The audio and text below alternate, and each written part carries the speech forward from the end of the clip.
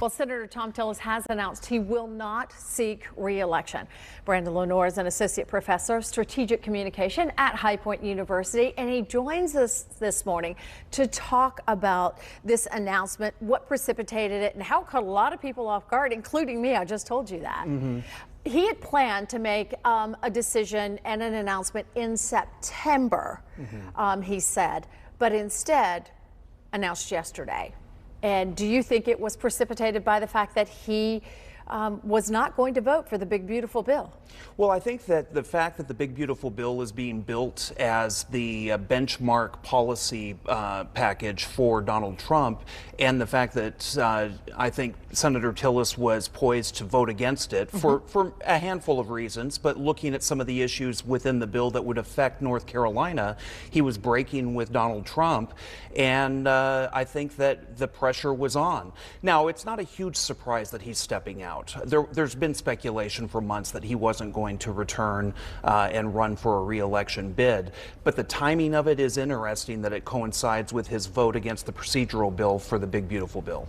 What he said in his announcement, I'm going to read it, and it's a quote. It says, "In Washington over the last few years, it's becoming increasingly evident that leaders who are willing to embrace bipartisanship, compromise, and demonstrate independent thinking are becoming an endangered species."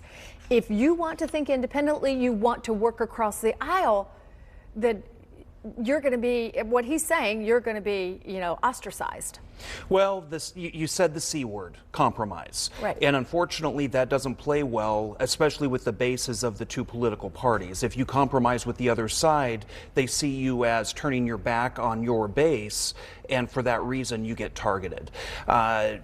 Thom Tillis never hid the fact that he was a moderate, and that is a dying breed in Washington, D.C. We are so polarized, and really the Republican Party is the party of Donald Trump. And if you don't show full support or full loyalty to him, he unleashes on X and Truth Social, and doesn't mince words. Unleashes is the correct word there to use. But also, just because you're a Donald Trump backed candidate, it doesn't mean you're going to win, the election. It hasn't meant that in the past. The Trump factor cuts both ways. The fact is there are some people that are very huge supporters of MAGA and Donald Trump, but there are also almost as many, if not more, depending on the makeup of the district, who are in opposition to it. So he mobilizes not only his base, but he mobilizes the opposition. And if a candidate takes too hard of attack towards the Donald Trump agenda in a state like North Carolina, which is split pretty much down the middle, it's going to make it hard for them to win a general election.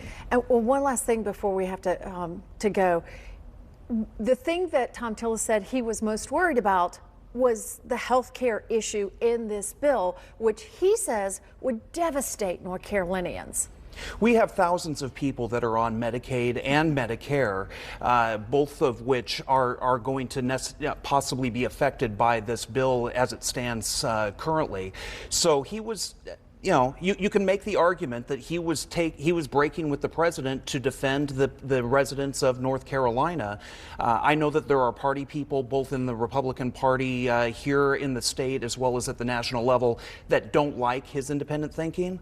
But it's interesting that when a Democrat becomes independent thinking, the Republicans rally around them, but when a Republican does it, they basically pull them down. So it's an interesting dichotomy. We have so much to talk about this morning, and Brandon's going to stick around, and we'll talk with him again after 8. Thank you so much for your insight. Thanks for having me.